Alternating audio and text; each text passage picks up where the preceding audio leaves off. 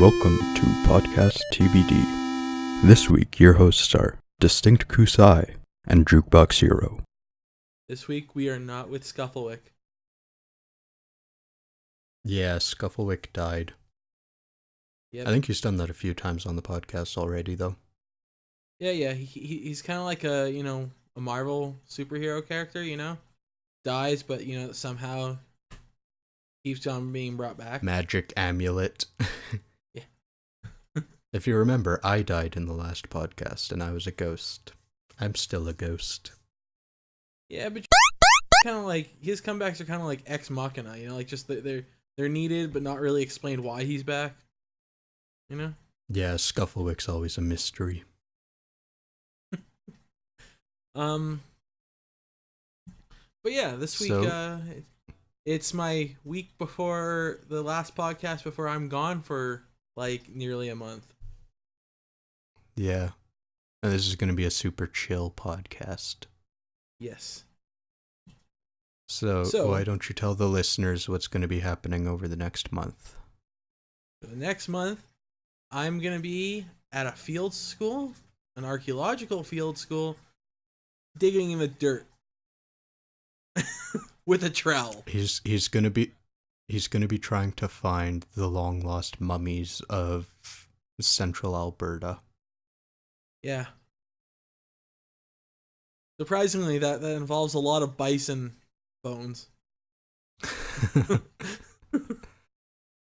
Yeah. And me having to tell the difference between cow bones and bison. Doesn't that sound fun? Wouldn't they generally just be a lot bigger? You'd think, but once you get down to that fibia and tibia and ulna and radial, I guess. Yeah, those bones are very similar, like with only a slight size variance between them. Where you're really getting... I found one. Hey man, don't have a cow. What happened? Well, yeah. Other than that, the big difference is you can tell is their skull, their feet, like their metatarsals, and their vertebrae. Those are all significantly different from a cow. So what's the metatarsals? Are those like the hooves or something? Yeah, the feet. You said feet. Yeah. Yeah. Okay. You ever want to know what your toes, metatarsals, the finger bones and the feet bones are called tarsals. So you have metatarsal and I'm trying to remember the other one.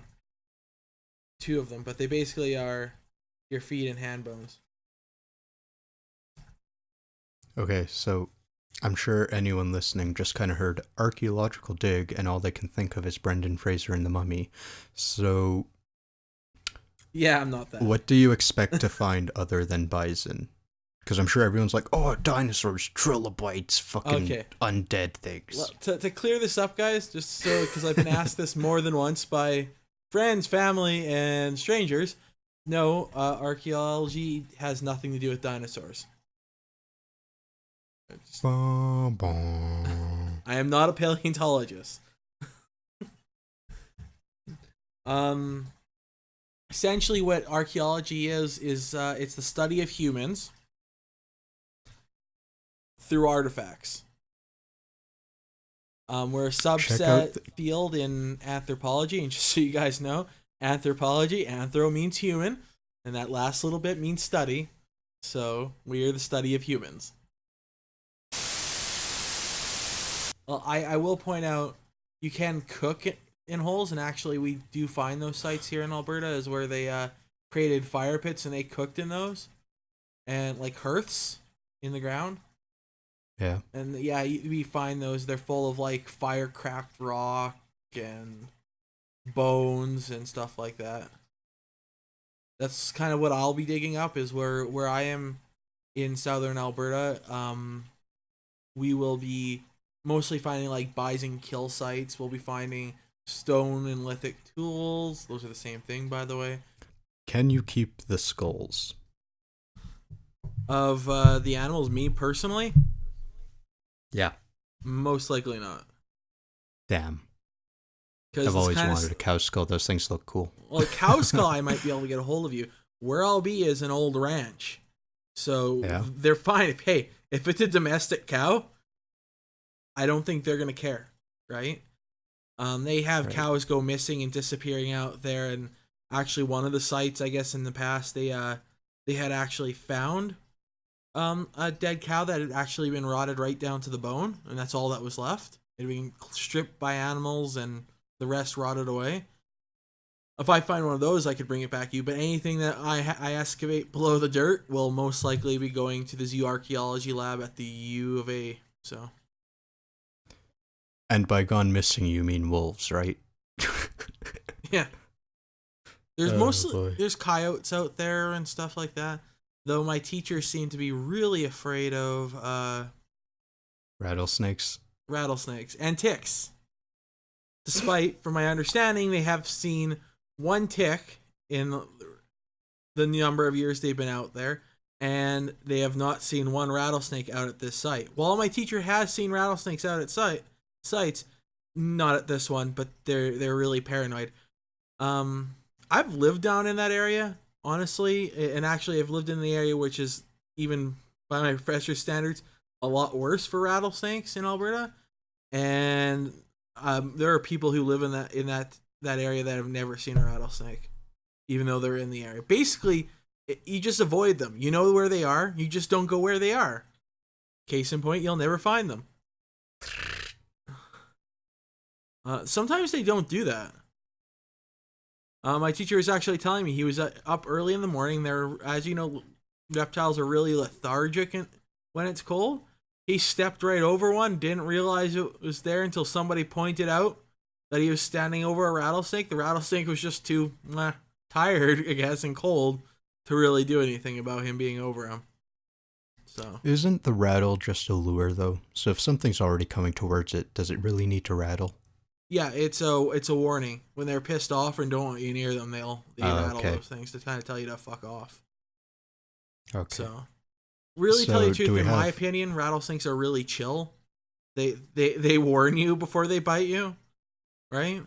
So basically, the rule of thumb is if you hear the rattle, you just don't move. You look for the snake and then kind of walk in the opposite direction of the snake.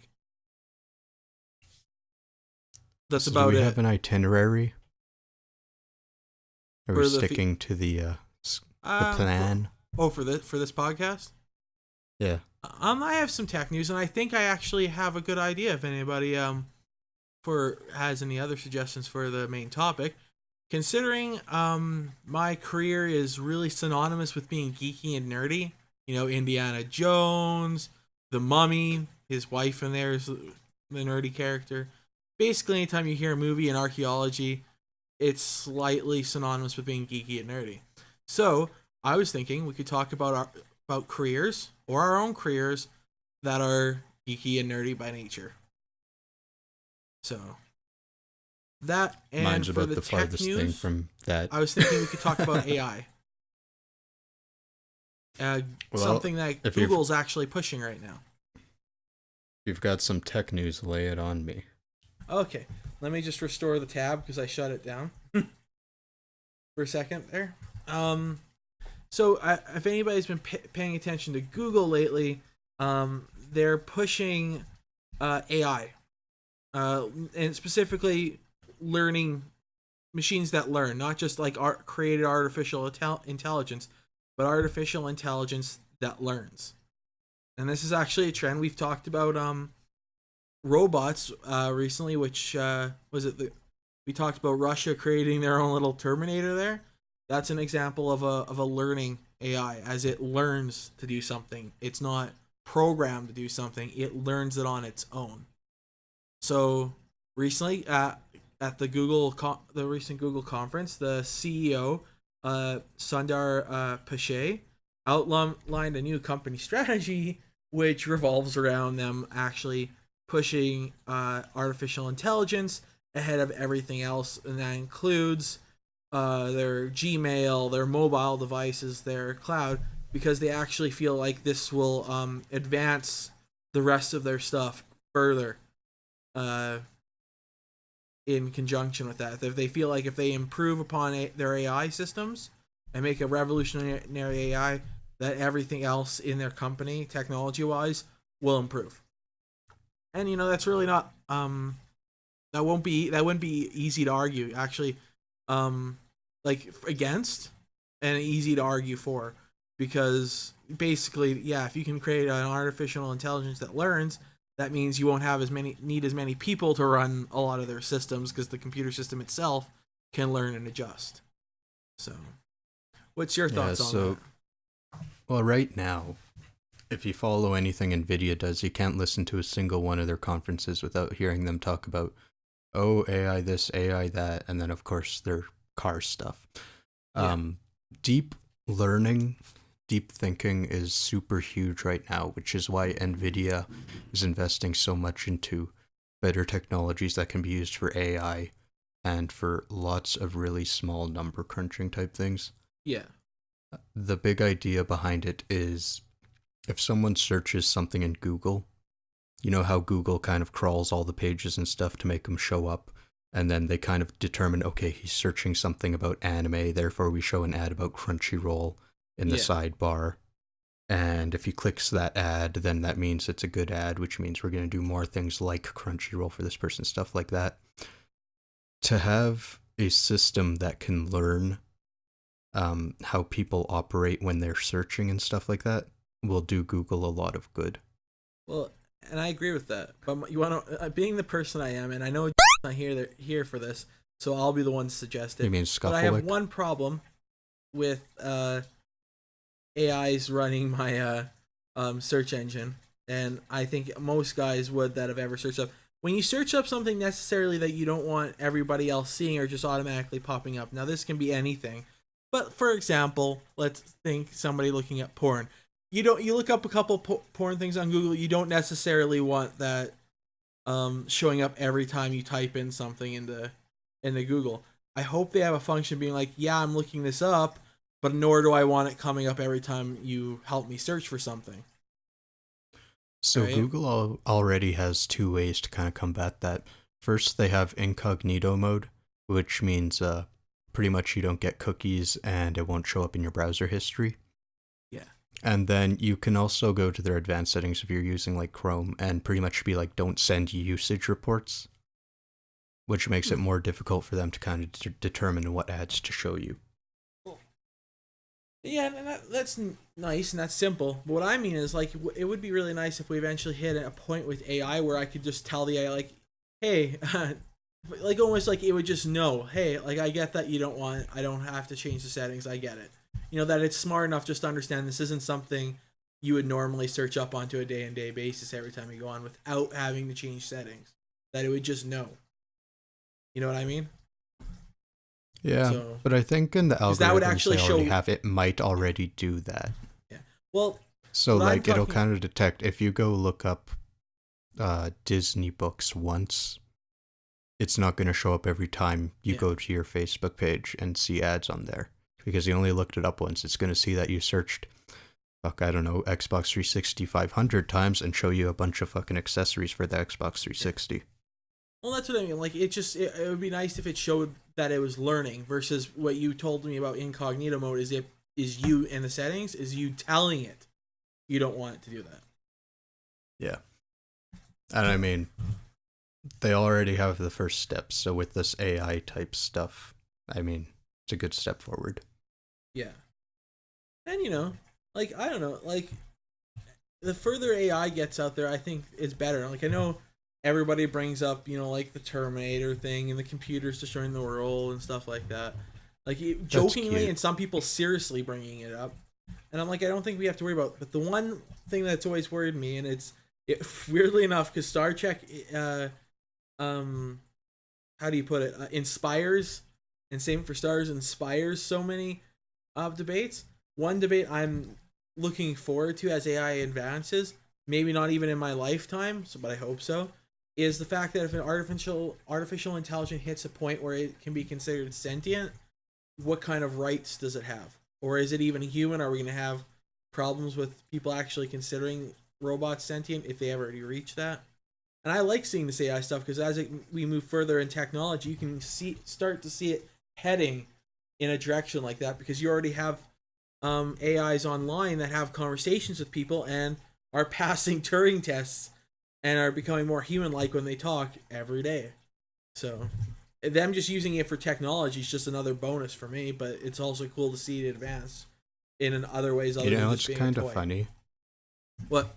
On Twitch, when every once in a while some nerd will like make up some sort of AI learning system where it's supposed to play a video game, and each time it runs through the game, it tries something different, and it's pretty much tool-assisted speedruns and stuff. Yeah. But every once in a while, they'll like fuck it up. And I remember once, for 3 days straight, someone had the original Super Mario Bros. And it just literally ran to the right into the Goomba every single time without doing anything different.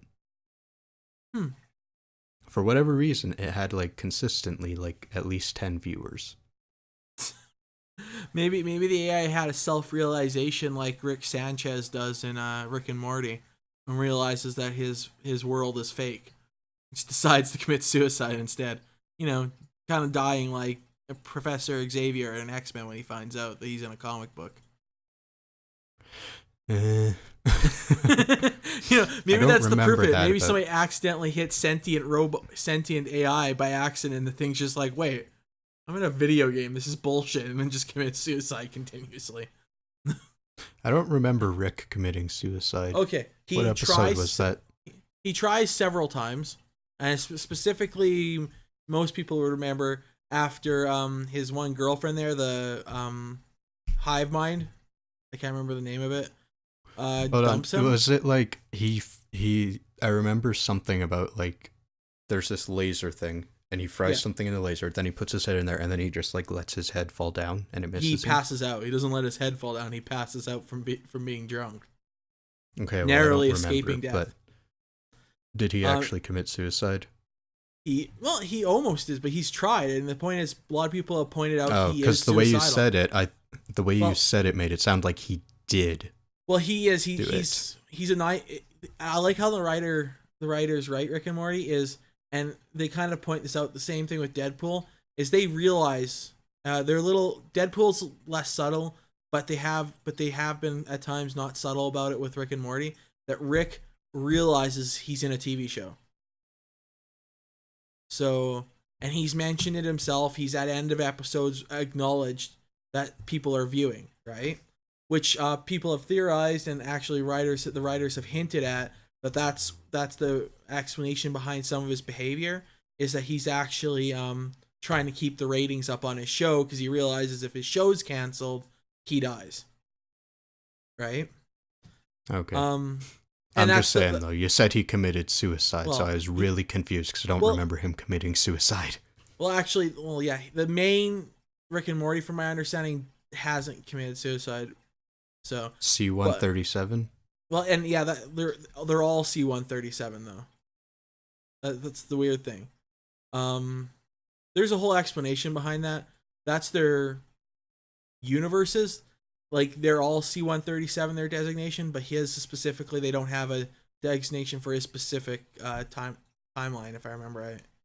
So, because if you notice, if you watch the show, there's actually different Rick and Morty's, not just Rick and Morty's that look human like he does, but there's Rick and Morty's, there's like Hammerhead, Rick and Morty, there's like... Yeah, I've seen them.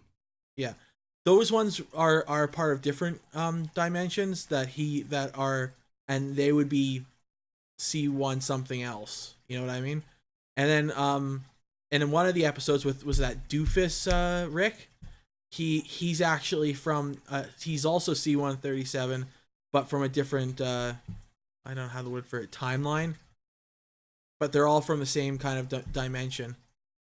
So the problem with the problem with the main Rick is that the reason why they don't give him any more specific of a designation is they don't know, and he doesn't know at this point where he's originally from, because he's jumped universes so many times.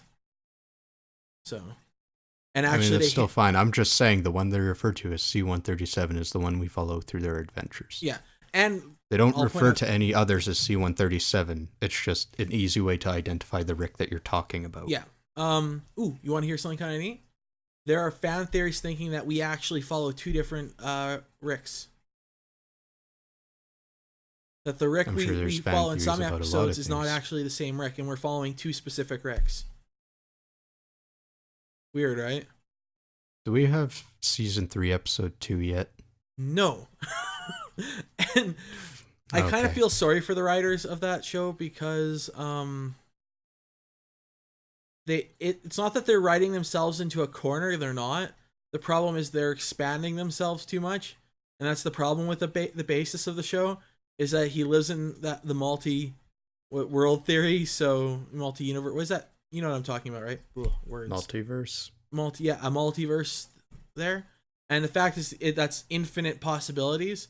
So to make it interesting, a universe where anything can happen, like a TV world where anything can happen because anything can happen in a multiverse theory, right? You have to write it so it's still interesting despite anything's possible. They had the same problem with Superman. You know what I mean? He's the ultimate strong guy, can do anything no matter what it is. They eventually kind of made him too vague of a character for his powers, and it became kind of boring to read, so they actually had to start adding weaknesses in. So I kind of feel like the writers are struggling, like, where do we go from here and still be interesting? You know what I mean? Almost all superhero comics bore me. That's the most reason why I don't read them. Yeah. They're getting better. I find Marvel's actually trying to now add permanency to death. Like Wolverine is actually dead in the Marvel right now. So Good. And they have no plan as long as the current set of writers works for Marvel and nobody else comes in and really is adamant about changing it. Wolverine or Logan 6-1 on Earth 6-1 from Earth 616 will be dead. So, ooh, what happened? Ooh, my mic came out for a sec. Man, so yeah, That's I don't know. why. So yeah, I like Rick and Morty as a TV show. And I like that they can make references, but I am kind of waiting. We're all waiting for that second episode of season 3. So yeah. By the way, that poopy butthole episode from season 2 is one of the reasons why some people think we are following two different Ricks that are very closely following the same timeline with very few differences, and poopy butthole being one of them. So. I don't remember this, but okay. You got kind of quiet there. You still there? Yeah, we have a huge issue with delay. Oh. Other than that, do you have any tech stuff you would like to talk about?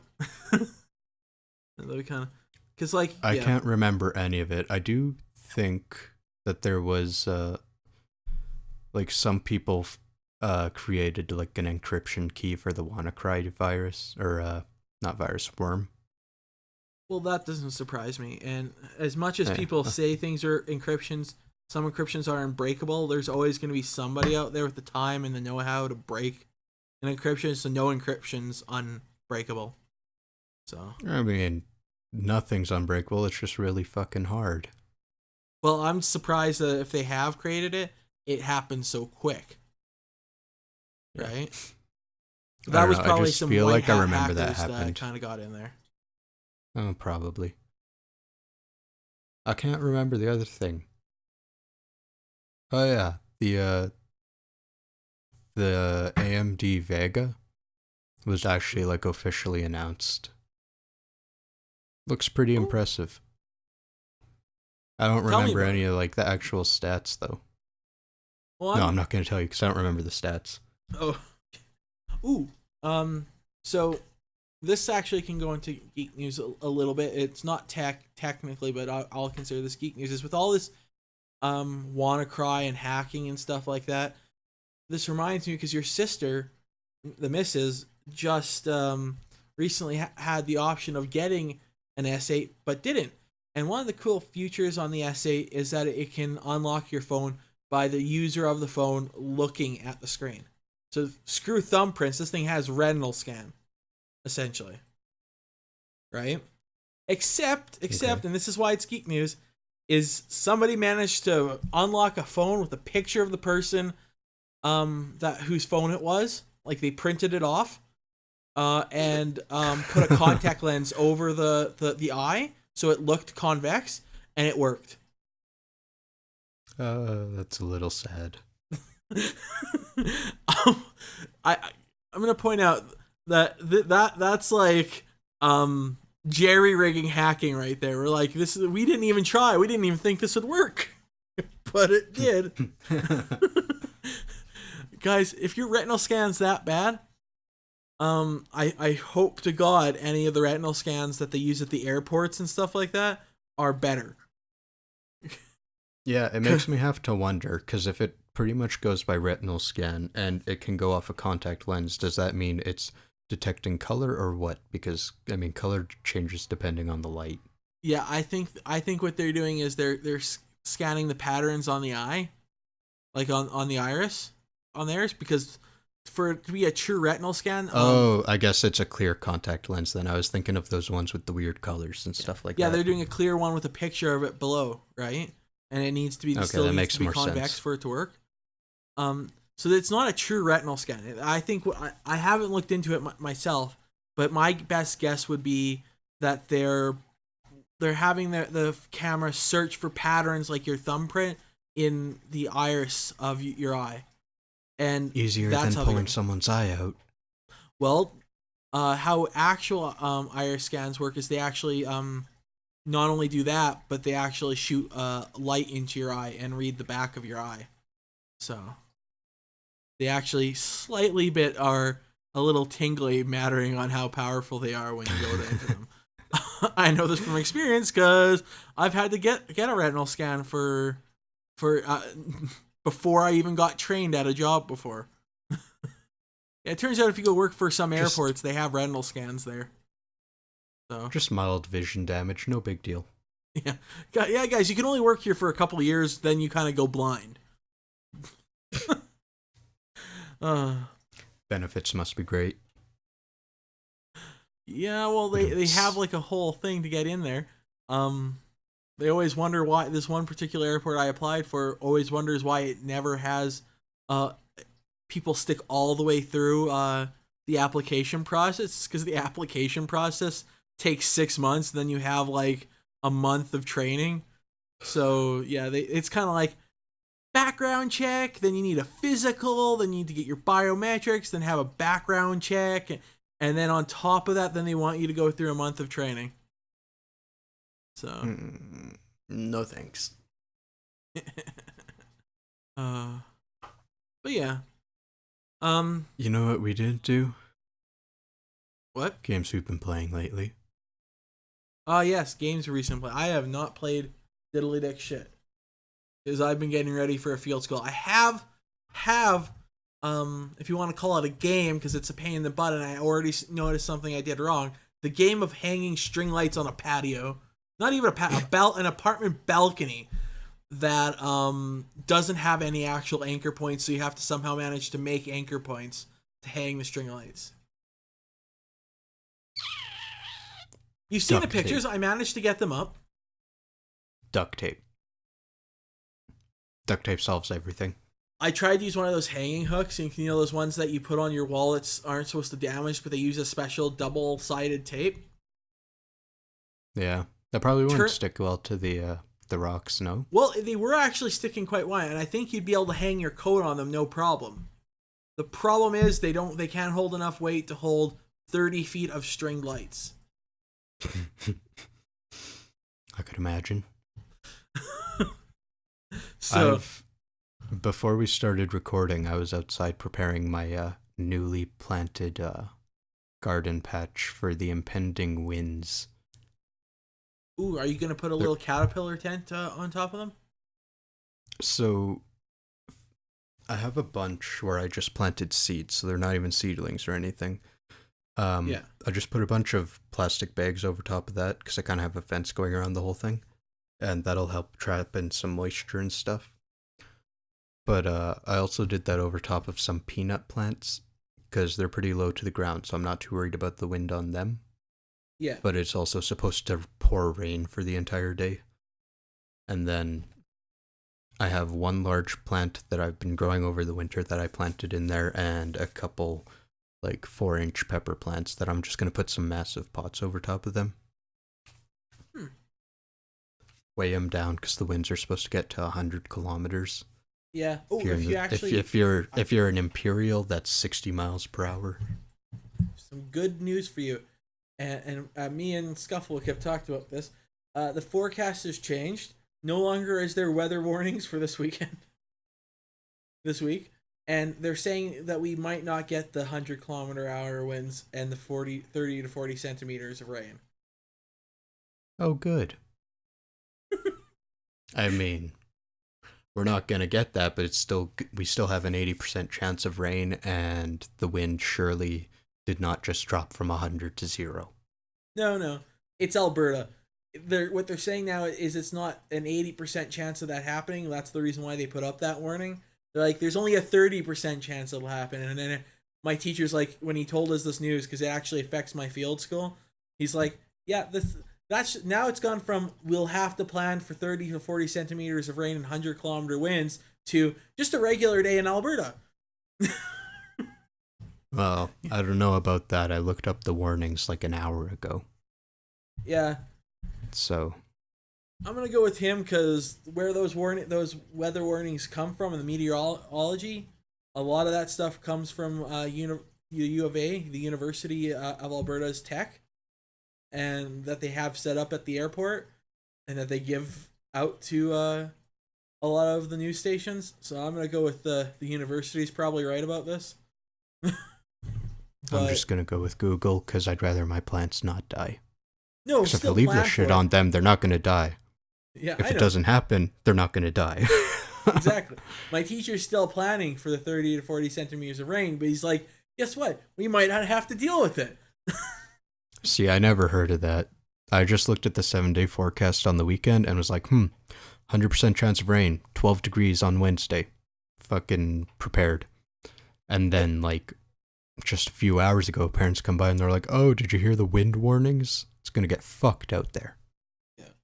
Well, it's like, oh, great. My teacher was worried about it because right where that wind warning originated is where I'm heading out. So, for the first 2 days of this field school. He'll be fine. Right in between the mountains and where the prairies begin is where we'll be out for 2 days. And that right at the height of when that stuff was warning, so my teacher's been really on asking about it. So there's that one time when we went and fished in the middle of bumfuck nowhere in a tent, and the wind literally blew the tent over on top of us as we slept. What I think my teacher's worried about is having 20 students in the middle of buttfuck nowhere, in the middle of where they have a dam and a lot of river systems that can flood, and having students walk in that area. Well, it's 100-kilometer winds. It's like, if that happens, we're all just turning around and you're going home. Yeah, I kind of agree.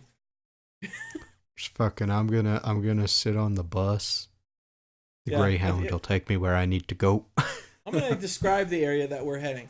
This is the kind of place that even on a sunny week, when it's been for the last month been 20 above or higher and blastingly sunny the whole time, you will still need mud boots going up to your knees to go where we're going. So yeah, I was kind of like, yeah, that sounds like a good idea. If it's gonna be 30 to 40 centimeters of rain and 100-kilometer winds, I don't want to be in an area that's muddy as fuck when it's sunny out, let alone when it's raining that bad. Fun. Because that's going to make it really hard to run away from the cougars and bears that are in that area. You're going to find cool shit in the mud. Actually, this site the first site we're going to, which is actually not in southern Alberta, but northwest Alberta, well, yeah, kind of northern, central, west. It's kind of hard to describe. You know where this is because your dad hunts literally 20 minutes away from where I'm going for the first 2 days. Yes.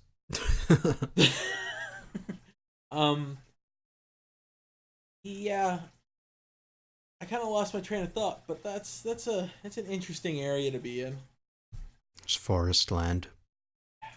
and there's a lot of cougars and bears out there, Yeah. like a lot. You know, they're all my teacher's not worried about the bears or cougars in that area. He's worried about the non-existent rattlesnakes where we're going down into southern Alberta.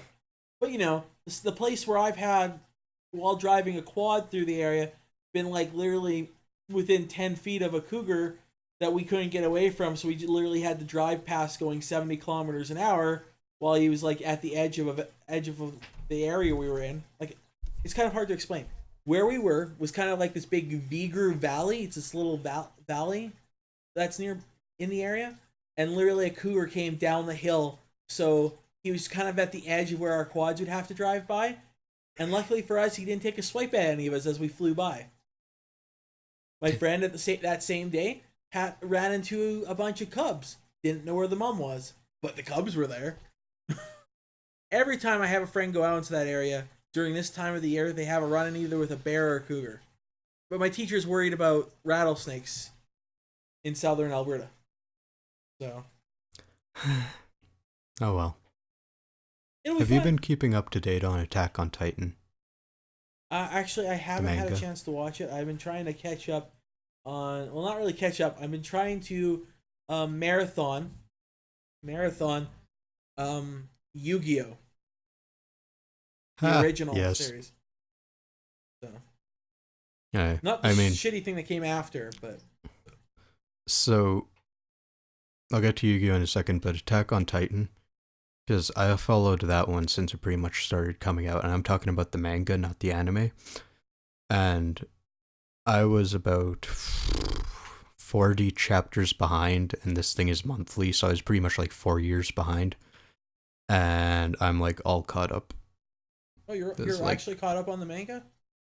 Yeah, that was like 6 hours of manga reading. I am caught up on the manga. I'm just not caught up on the anime. I thought you were talking about the new Fuck, episodes. dude, I literally said the manga. Oh, sorry, I didn't hear you. You must have cut out. Okay, Just so we're when you were going into saying- spoiler territory. How fucking stupid was the secret in the basement? Barely. As if they weren't already hinting at the existence of a world outside for like the longest fucking time. But like, Yeah. because I read this all in one sitting, but like there was a good 13 months between when they started to hype up and like create some suspense around the fucking basement and when they actually got in there. It's kind of I disappointing. feel sorry for everyone who was reading this as it was coming out. Honestly, I thought the secret in the basement would be kind of like, this is a weapon against the Titans and over everybody who's a Titan. You know, including the mindless ones wandering the waste back into humans. Nope. Fuck you, it's not that. Would have been a nice way to that wrap would it have up. made 'cause- sense in that series. Well, what happened still makes sense, but like I know the author, he had his story set, and the story was going to be what it was going to be, and then the anime would either follow that or fucking do what things like Naruto would do and have like a bunch of filler and whatnot. I almost wonder if maybe, you know, got a little blindsided by the whole, this makes money be growing on these trees. Almost like Because I wouldn't be surprised if they're trying to elongate the manga now. But like, there's like 12 fucking spin-off mangas of Attack on Titan. They practically have like a chibi version of the chibi version. And then a version for each character. And then a high school version. And a junior high version. I mean... See, the only one of the spin-offs I like is like it's almost like a prequel to the whole series. What's it called? I'm trying to remember, but it's set like almost like directly before the main events of like before. It's set before the main character's dad. You know, the guy who had the really anticlimactic basement. Yeah. was around before that. So Weird. I like Fucking, that. I don't know. But I'm just but pissed even the that there's like manga, so and much of it. but it's weird considering that's a prequel. But then the manga right now is having like major flashbacks. So Yeah. We found the but ocean. What's on the other side? see, I like the flashbacks in some way because they kind of explain like answer your questions like what how this fucking world come to be in the first place. What the fuck are the Titans? And it sort of is starting to explain it. So, but I would have Yeah. rather it not happened through flashbacks. Yeah, that would have been nice. See, Fucking I'm a Resident Evil fan, like not the movies, but the video games, and I like finding out my information that explains everything through little packages of information that are dropped here and there. You know? You know it's a really good prequel? Rose for the Bone series. Oh yeah. I don't know Oh, if you wow. ever read those comics. It You was know what? like they used almost a completely different art style for it, and then it totally establishes everything of like the kingdoms before the valley was there. It's really good. Not to open up this, but you know, there's three because this is a possibility of this happening, and I really hope it doesn't. But at the same time, I do. If there are three, if they could do prequels for three mangas, they could do prequels for, would be One Piece, Bleach, and Naruto. Because honestly, and Oh, this so is, just the I know big you're gonna three. roll your eyes at these because these went on forever themselves, but at times, the suggestion of stories from the back characters, like older characters in the thing that aren't the main characters, had seemed to have better and more interesting lives than the main characters of the show. Okay, so I So wouldn't have too much of a problem with side stories. I have a problem with Boruto because they're pretty much, just elongating and beating their fucking milk or fucking cash cow. But like, side stories are okay. But if those mangas legitimately needed any sort of prequel to explain things once they have ended, that is fucking sad that they could get through like 800 chapters and people still be wondering about what happened before whatever. well, they explain it, but like everything, like hey, I'm not gonna go and we're not gonna do like a whole series, or like a whole like 20 chapters on this one character. These couple old characters that are kind of there just to explain how this whole universe works, but when they do, they end up sounding like they had a better story. Like uh Bleach, Ichigo's dad, right? His dad seems to be a fucking interesting character.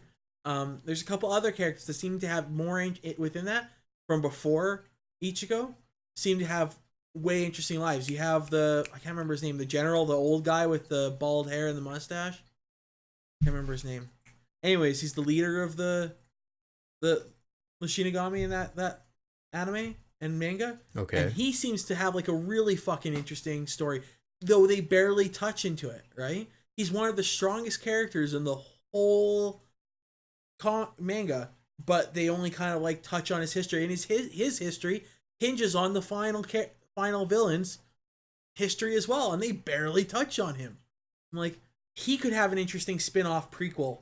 You know, he created the whole goatee. I can never pronounce it. The 13 goatee or whatever you call them, and Okay. yet yeah, and they don't really talk about him too much. But he seems like a really interesting character, and I get why they don't explain too more because when he's not the main focus of the manga, and because he seems like such interesting, he has this bit of mystery to him because of everything. He would be an interesting prequel. One Piece, Gold Rogers, the original guy who's in their basis of their thing that hid One Piece. Once they finally end One Piece and they find One Piece, it would be an interesting thing to have a prequel spin-off, even if it's like only like a 20 episode OVA or something like that, showing how he became the Pirate King and hid the One Piece, right? Shit like that. some of the I'm past just sitting here Hokages like, let it in die. Naruto. Let it die. See, right? Everything needs to die. Yeah. I'll point out. Have you actually watched Boruto? No, God, no. Actually, not as bad as you'd think it would be, and it's not just rehashing. It's probably just as bad as I think it is. I'm not finding it too bad. I thought it was going to be a complete rehash, like almost like a clone of Naruto, but with his son in a little slightly futuristic setting for at least for the Naruto universe, because they, it's 20 years in the future or whatever. Nope, not quite. It's not similar. And actually, Boruto, it has similarities to his dad, but actually still a significantly different character from his dad. So I'm actually surprised about that. And unlike his Naruto, Boruto does not want to become Hokage. It's actually another character who's a secondary character that's trying to. That seems more of a Naruto kind of character, and they're not the main character. So I was actually surprised by that. And he's actually showing character development even now. He kind of not spoiler warning, so if everybody hasn't watched this, maybe pause for like a second. Or skip ahead. Essentially, comes off as this spoiled brat that is pissed off that his dad's too busy with his job to be with his family. Right? Has totally oblivious to why his dad isn't there and why his job's important. He doesn't seem to care, and he's just a bit of a spoiled brat. As the story goes along, he's slowly becoming not a spoiled fucking brat. So it's not as bad as I literally thought it was just going to be a clone of Naruto with a slightly different setting. But it's not. Which actually makes me kind of happy. So question, Jukebox, though. Have you, now that we're speaking about animes, mangas, and that, is there any movies you've watched recently? Nope. No? Well, No. I have. What have you watched? Oh, you know what? I saw Guardians of the Galaxy. Oh, you finally saw it? What'd you think? Yeah, I saw it the day after we recorded the last episode. So spoilers, skip this if you haven't seen Guardians of the Galaxy 2, but really if you haven't seen it already, you should really just be smacking yourself and going straight down to the movie theater right now. It mostly met my expectations. I felt like the tone of it was maybe a bit too different from the first one. Like, there's a huge divide between stuff that's happening in the first one and the second one. Kind of to a point where it's like, you don't really see Star-Lord being much of like a fighting badass in the first one, but in the second one, he's like all over the place, just like kicking all sorts of ass.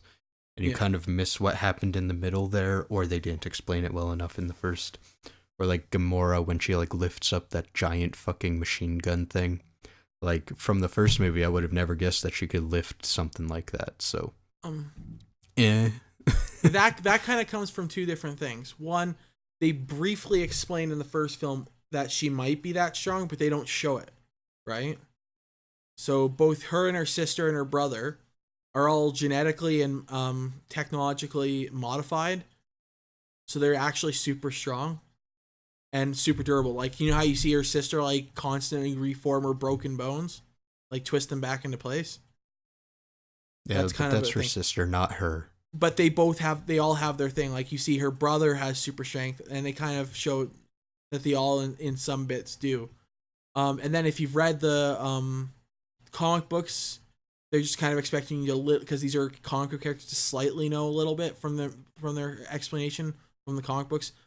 Plus, they have That's an absolutely horrid way to make a film. Yeah, I know. Is to assume someone has seen something that is not the film itself. Yeah.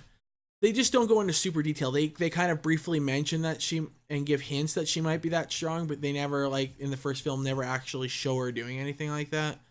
And in this film, they just kind of show it without kind of reminding you that she's genetically and mechanically modified to be that strong. See, I don't remember anything from the first film saying that she was genetically modified in any way. They do. In the first film, like, she mentions it 3 times and Rocket mentions it once, and her sister kind of whines about it a couple of times. in the first film. I don't remember any of that. I'll give you a specific example. Rocket mentions it when she goes out on those little mining vessels, and she gets it destroyed, and she's kind of floating in space, right? And Okay. and Star-Lord has to save him.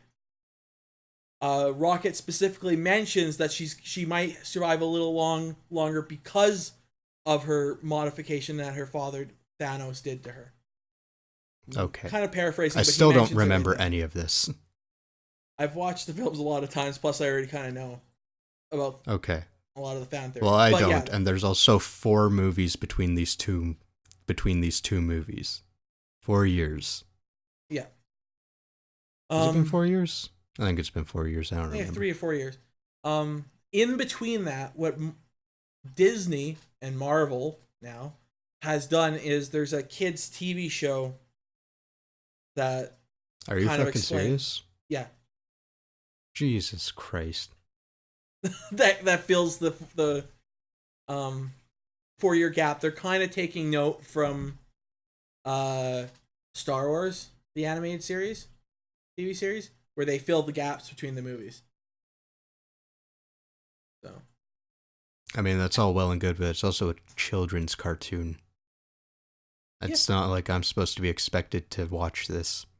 well, I think they're expecting, because like people too, and slightly They shouldn't be because- expecting. They shouldn't, but they're kind of going off. Okay, they're doing it differently, so they realize that they're done by 2 different teams within Disney and Marvel, within the Disney companies. That's Marvel and Star Wars.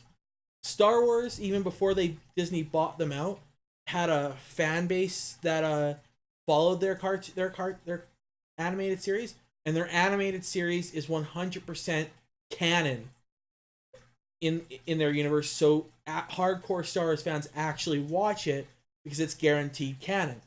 The problem with that is that then the guys in the Marvel cinematic universe and the animated studio assume that people will do the exact same thing for their Marvel stuff, and they don't. Plus, their Marvel animates, while it loosely explains what goes on between the movies, isn't canon. So, because it's not canon, a lot of people don't watch it. So, Yeah. because unlike There's also, because the diehard fans are going to watch this stuff, but then the other billion people who watch this movie aren't. yeah, It's hard for us to kind of gauge because, like, we're within the communities and stuff, but, like, we're really small. Well, it's a mistake of them assuming things, I think, and that's what I'm thinking it is they're assuming that because it works for Star Wars, it'll work for them too. But they're not realizing George Lucas, the guy who set up the animated series, also did this after his movies were out, and also that then he had to fit the animated series into there so people can watch the movies and not know the whole backstory that's given by the animated series, and it'll still be fine. They kind of didn't do that with the Guardians of the Galaxy, so, and because of that, then it doesn't make sense, some of the things, because they're expecting you to know stuff, but like the whole point of these movies is to kind of reach out to the common person and bring comics into the mainstream. Well, you can't do that and expect them to know all the stuff that people who read the comic books know. So I could see why you might be a little confused if you don't read the comic books and you don't know all the backstory. So Yeah. other than that, We it's a gotta really wrap good this movie up though. soon. And the references. Yeah, it was the good. references. The soundtrack. Okay, so if you consider the first one a 10 out of 10, the second one soundtrack would be an 8 out of 10.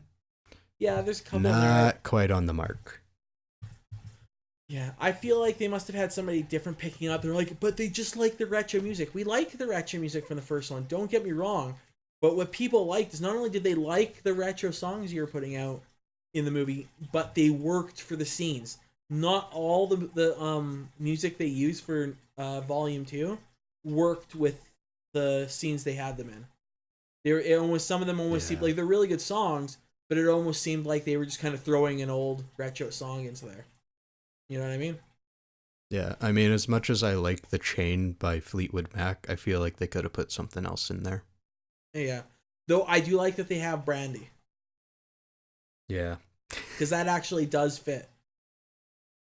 So. Yeah.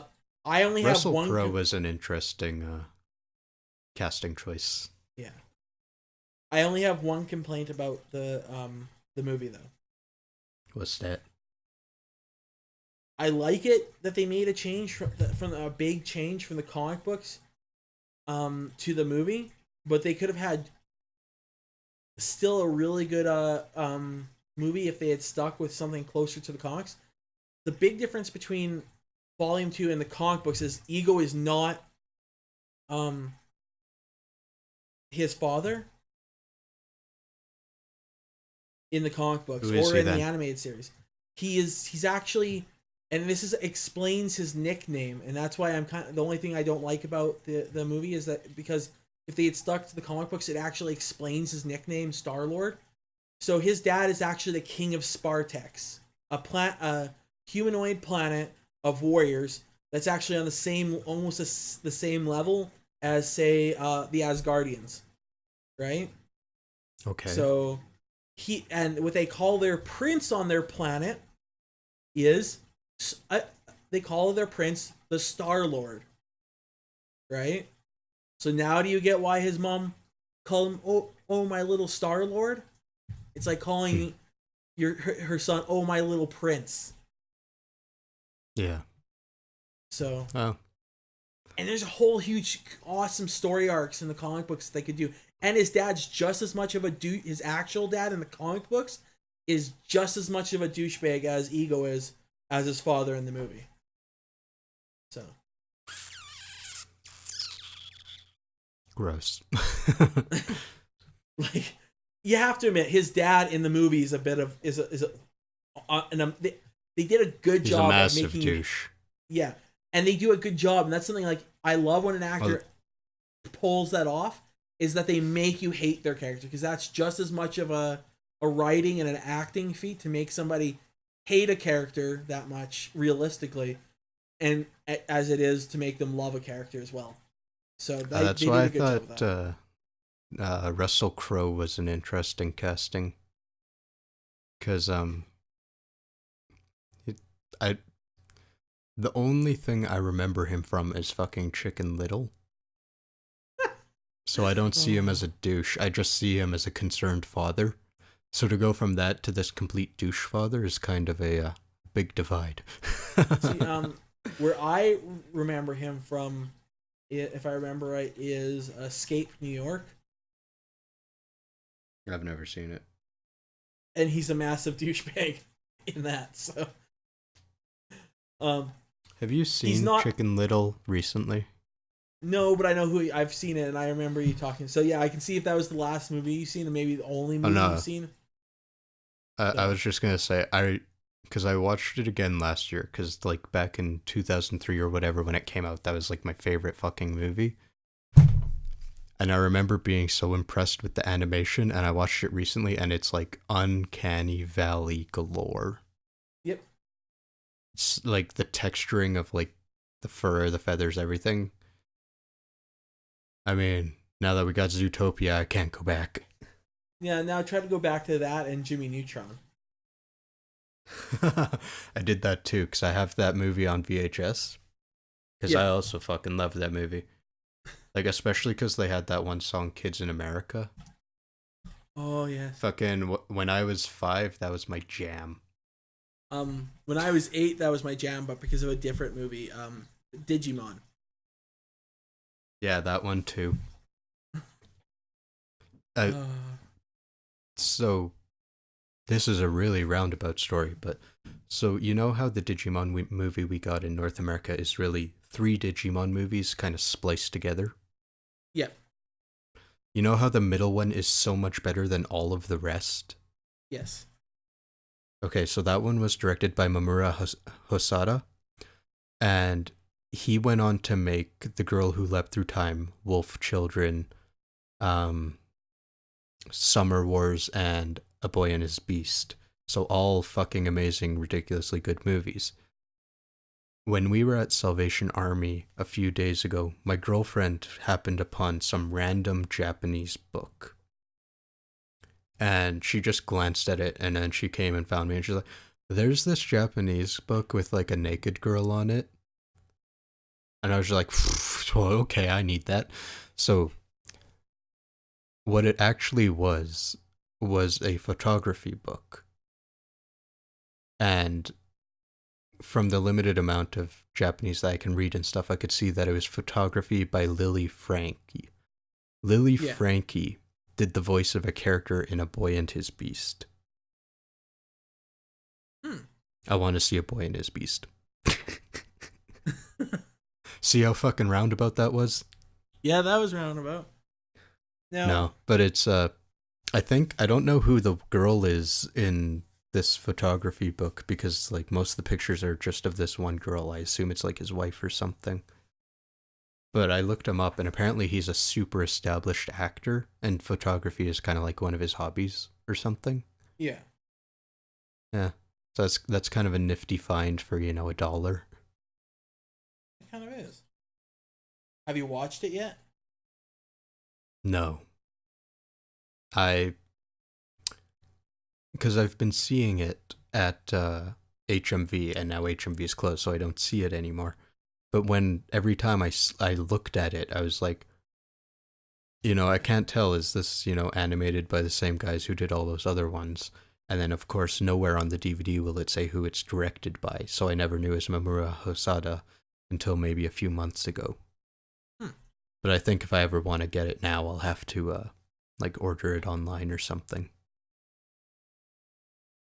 Well, it's kind of interesting that you mentioned an anime, and you've also we've been talking a lot about manga, because the movie I've seen is based off a very popular manga that has even popular spin-off, and it's now the one that I watch is a Netflix exclusive. And have you noticed that Netflix has been starting to put out Netflix exclusive animes like Asian and stuff like that. Lately? Like, no, but mostly because I don't have Netflix.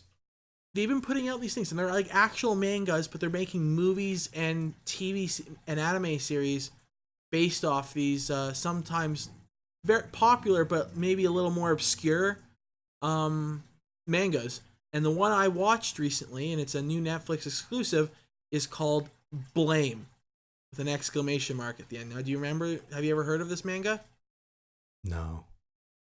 I was surprised. Now, I've read Noise, which is it's kind of like a prequel to Blame. Precursor? Yeah. And I was like, oh, I've never read Blame, but like here they've put out an anime movie of it, and maybe I'll watch it and see if I'll even like it, if it's anything like Noise. And sure enough, it is. And they keep all the gore in it. So that's what the one thing I love about mangas and anime. Unlike American cartoons, when they get put on TV, they do not shy away from that gore. They do not tone the animes down that much from the manga. Sometimes they tone it down a little, but nowhere near to the same extent American cartoons do from their original source content. Especially now that I remember. Especially now that Cowboy Disney owns Bebop some of this originally, stuff. Can you repeat that? Out. Yeah, sorry, I don't know why we're cutting out, but I don't know. Words and thoughts and things. I don't even remember. Oh yeah. Did you know that Cowboy Bebop was actually cancelled the first time it was aired because it was too violent? Really? It's not even that violent in my standards. Back in '98. Even still. I kind of agree. I think the biggest thing was because they had realistic looking guns, like handguns and stuff. Because up until that point, most things were giant robots and whatnot. If they had a gun, it was some sort of futuristic zapper looking type thing. Evangelion. But all of a sudden, they had like actual handguns that they were using on people. Yeah. So. See, the reason why I never considered Cowboy Bebop violent for me, because as a kid, I think it was the second anime movie I ever watched. I can't remember the name of it, but to give you the level of gore that I was watching at 6 years old in an anime, the movie starts off with a military group going through an abandoned, derelict city that's been destroyed, like dystopian kind of style. And there's what looks like to be a homeless guy moaning in pain. Turns out robots were torturing him to attract people to them, and then a giant like bug-like robot bursts through his chest, and they start like ripping people's skulls out of their heads. So like that existed like in 1996. So I'd really like to know the name of whatever that was. Yeah, I've been ever since I watched it as a kid. I've been looking for that anime, and I still haven't found it. And I still haven't found out what it's called. But I vividly remember that scene. I also vividly remember the end of that movie too. So. I'll use my Google foo and we can report on it next week. Okay. Or when you get back. So you haven't really heard of Blame before though? No. So I'll give you the premise. So is this... So it's a dystopian world. Is this like a Netflix created anime, or is this like a live action made by Netflix? It's an anime. It's a Netflix created anime based off an actual, like almost in my opinion, cult classic manga. Okay, because I knew they were doing live action stuff like with Death Note and whatnot. Yeah, no, this isn't live action. It's actually okay. It's not that CGI, but it's not quite cartoon either. Oh, so it's kind of that thing that Sunrise has been doing where it's 3D, but it's still like cel shaded. Yeah. So, and they actually do a fairly decent job of it in this one, so I can't complain about it. Decent. Now, the whole premise of this thing is they live in a dystopian world that used to be run by humans, where they created a never-ending technological city, where robots did everything for the people, and the robots always listened to the people, right? And one day, for whatever reason, the robots stopped listening, and they explained it in the movie and the manga. I'm just not going to explain here because that'd be huge spoilers. But they lose control of the robots, and all the humans get kicked out of the city essentially by getting killed. So they basically had to run before all the guard robots and all the other robots killed them. So, and then it's just they kind of loosely explain the timeline, but it was hundreds of years after this event that the manga and the anime take place. So, with the main character searching for something to restore humanity's control over the city. Because the robots aren't just being dicks. There's actually a reason why they're not listening to humans. So, how many episodes have come out? It's a movie, so it's only like an hour and a half. Oh. They actually do a good job of giving some of the main stories from the manga without, doing the whole thing and trying to do what M. Night Shyamalan tried to do with Avatar, which is try to fit a huge story arc into an hour and a half movie. They don't try to do that, so I'm happy about that. All I heard was Avatar. Oh, well, what Green I'm happy guys, they or blue guys. Wrong Avatar. Oh yeah, so I'll just explain what I said. What I was happy about is that they didn't try to do what M. Night Shyamalan did with Avatar and try to fit a huge story arc into an hour and a half movie. Oh god. I'm just glad they didn't do that. They could have done that with this, and they don't. Hey, you know what I found recently? Dragon Ball: The Legend of Chun-Li. Oh. Yeah. Again, I'm sure it's as shit as like Dragon Ball Evolution, but it's wait probably a worse. second. Actually. Sorry, actually, no. Street Fighter: The Legend of Chun-Li. Jesus Christ. Yeah, like, Dragon Ball does have a couple live action ones from before Dragon Ball Evolution that, in my opinion, are better in some ways than Dragon Ball Evolution.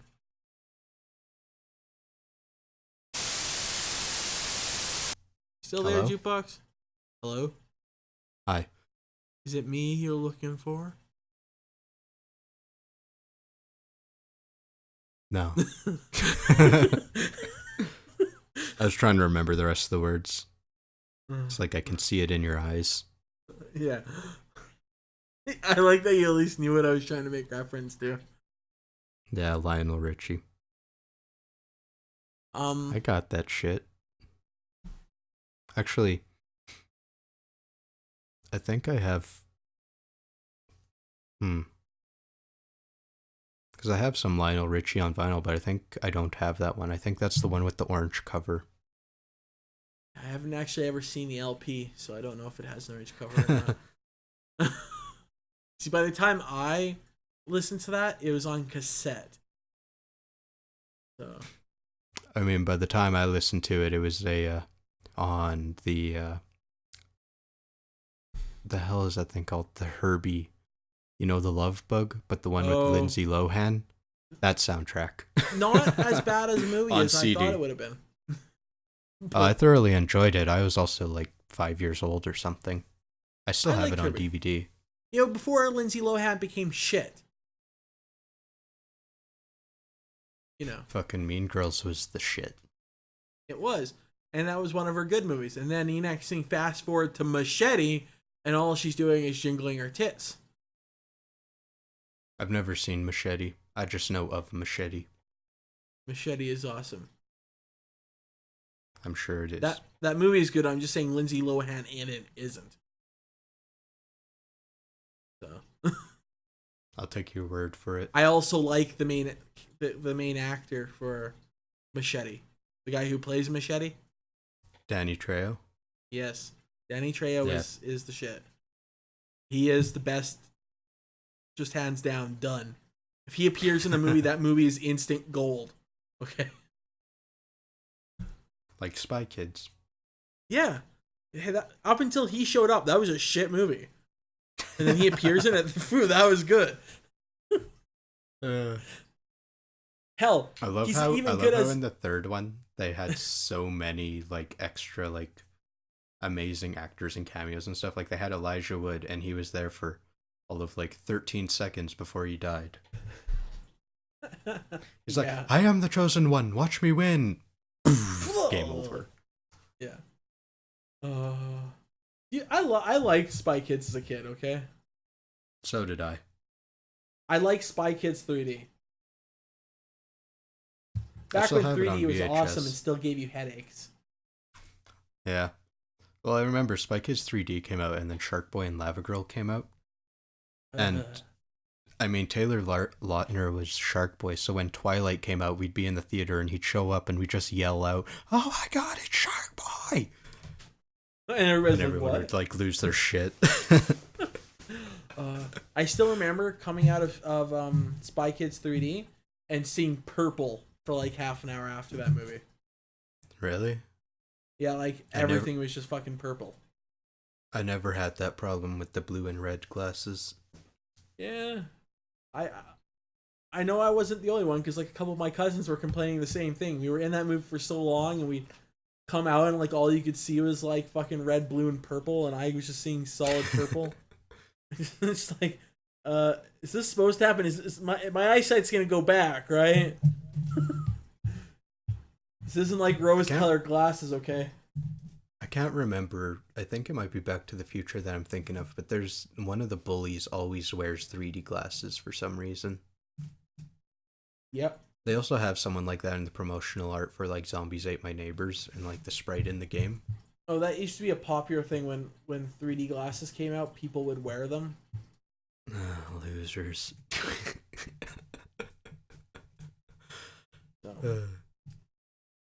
I really liked the Shark Boy and Lava Girl glasses though, because they were actually shaped to have like shark fins or whatever.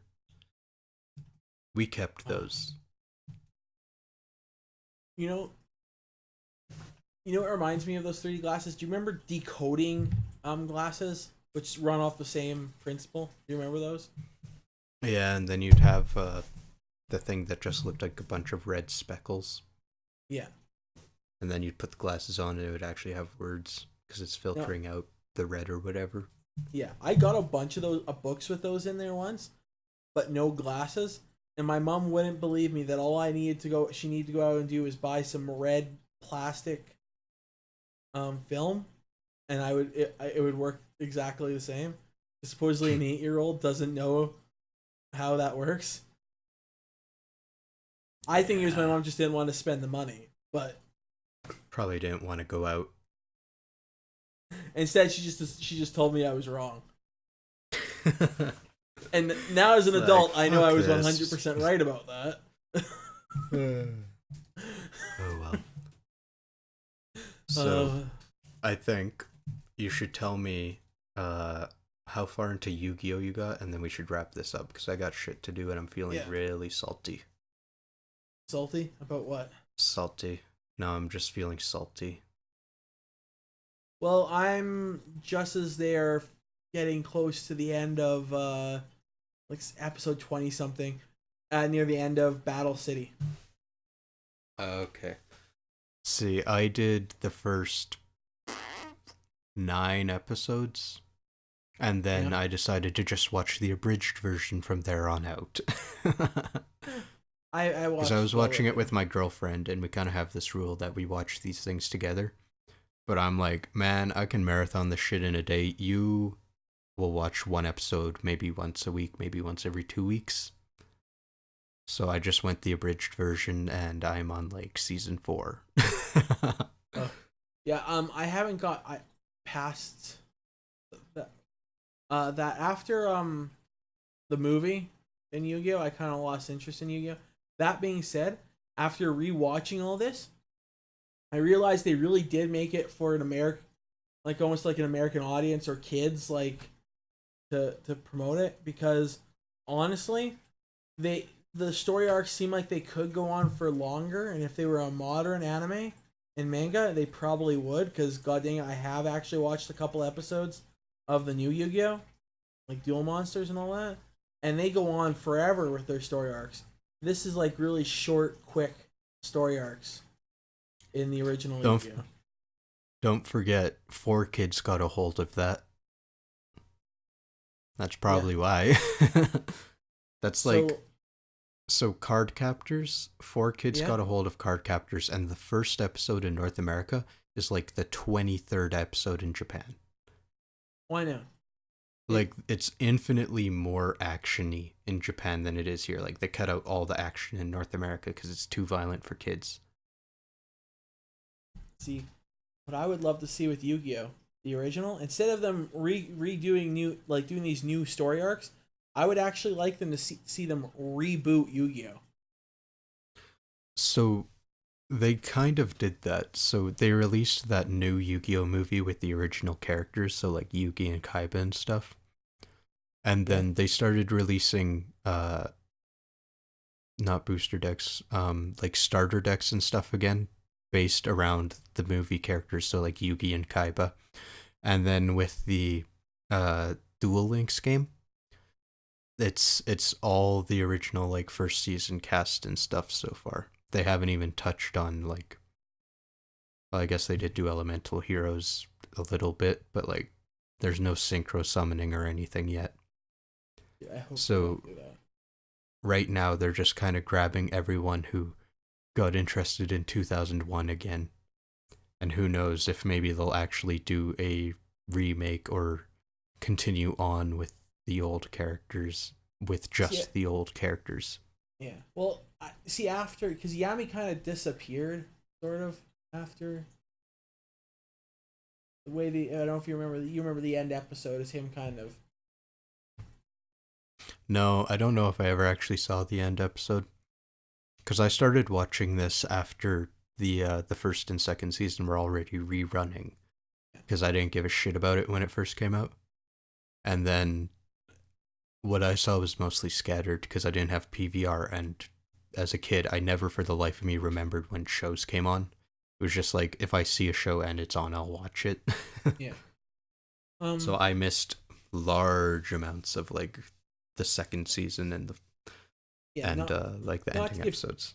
at this point it's not spoiler, because if you're a Yu-Gi-Oh fan and you don't know the ending, I'm assuming you won't be too upset if I just tell you what happened.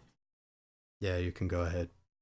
Yugi and Yami duel for like the fate of everything, kind of, and I believe Yugi beats Yami, and Yami goes back to his own timeline, like you know, That sounds kind of dies. familiar. Maybe I did see it. So I don't know if they could continue unless they can somehow write him back in, right? I mean, fucking GX happened and they get Yami in there. Yeah. Now, Or at least I'm pretty sure they do.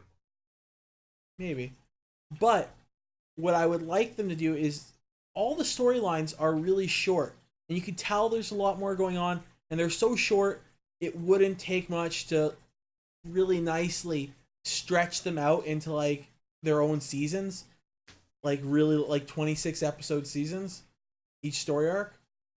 So, I and they would probably could love have done a story if arc they with played like the game right. dueling dice as well instead of just a single episode.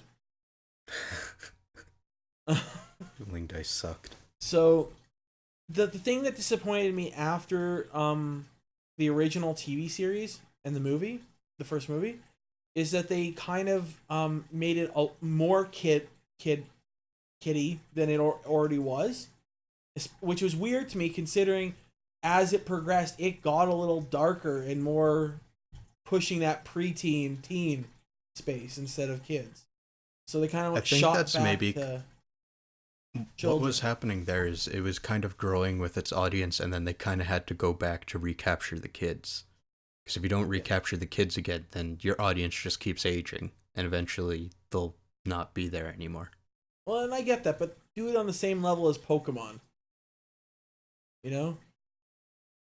They went too kiddie, is what I'm getting at. It's not like they brought it back to like the first story arc kiddie level.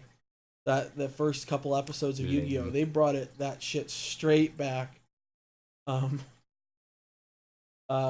Wait, like You know this is what's like most pushing disappointing? Teletubbies kiddie to me. Gross. You know what's most disappointing about the first movie for me? What? There is no promo card in the Canadian release. I found a sealed copy of that DVD 13 years after that shit was released. That's because the Just promo for cards came the out with it fucking in promo card. theaters.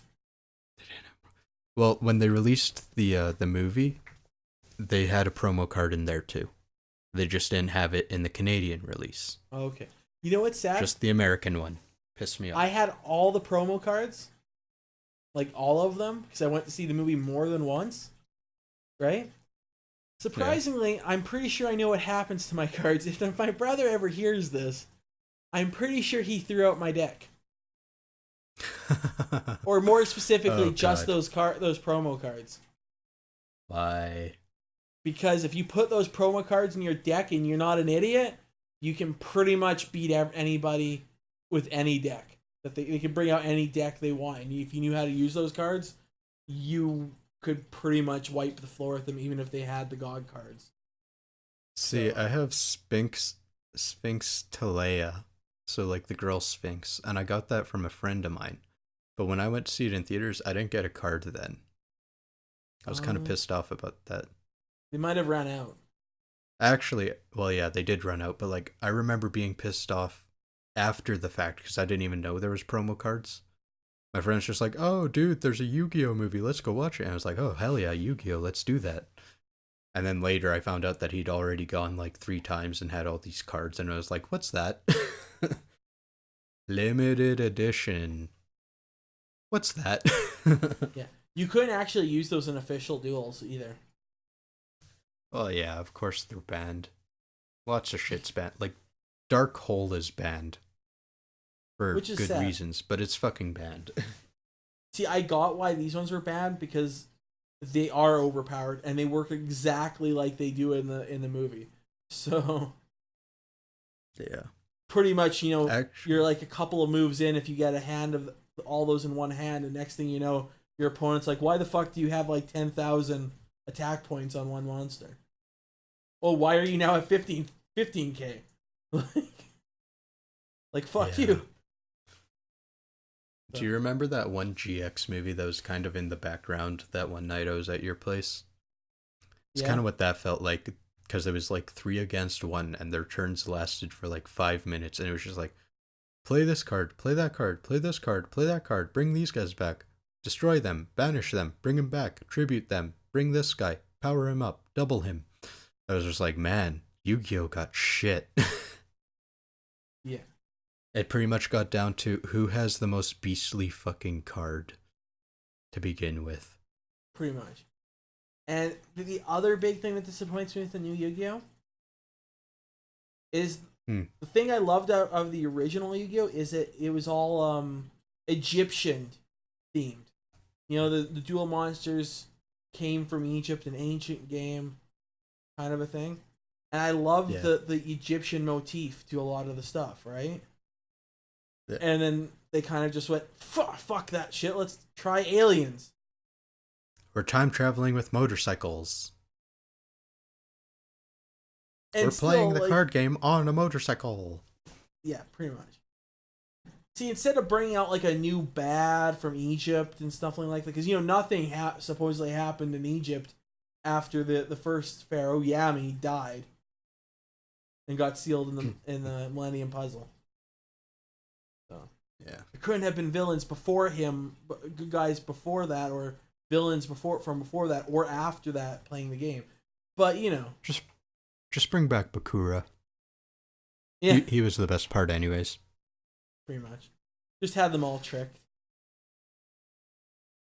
See, I think this is a good point to wrap this up, dude. Yeah, good point to wrap up. But you know what before I go? You know what had a good storyline? The first game on PlayStation 1. That was Yu-Gi-Oh! That actually had a good storyline. I know you still have it. I'm still trying to find it at a decent price. I'll find it. It's probably in one of my boxes, and we can play it one day. Okay. I don't know if you've ever seen the Yu-Gi-Oh! Game that came out on Game Boy, like the original Game Boy. Actually, it might have been Game Boy Color. It was Game Boy Color. It's a piece of shit. Yeah, that surprised me. You get a really, really kind of bogged down image of whatever card it is. No description, no way to tell what anything is. It's just so oversimplified that you don't even know what you're doing anymore unless you actually know what the card is. Now, before we go, considering we didn't really do our main topic and we kind of moved it even though we already announced what our main topic is, just tell everybody what you do as a career and tell me if you think it's geeky or nerdy in any way. Quickly give that. Accounting. Not really nerdy or geeky. Despite being entirely math-based? Well, that's just the thing, is it's not entirely math-based. In fact, the majority of it's problem-solving. Now, question, would you say it's viewed as being geeky or nerdy despite it not actually being geeky or nerdy? Yes, because everyone thinks we're just bean counters. They're mistaking a bookkeeper for an accountant. Yep. And even then, when you're a bookkeeper, you reach the end, you add the numbers. You don't fucking have to literally count. See, at least your misconception makes sense when they misconcept you with a bookkeeper and they're like, you're nerdy. They misconcept mine with the guys from Jurassic Park, Indiana Jones, and the one girl from Mummy, yet we're still considered geeky. Despite all those characters like being major action movies. So yeah. Like when your image pulls up bookkeeper, essentially, when people think about you. Mine pulls up Indiana Jones, but yet I'm still still geeky. So, but yeah, that's careers for you, right? Yeah. Yep. So that was the quickest main topic ever. Yep. Outgoing question.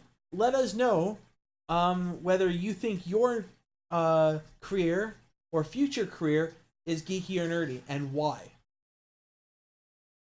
Other than that, good day. Goodbye. Fare thee well. And all the fancy, old-fashioned goodbyes that we can muster.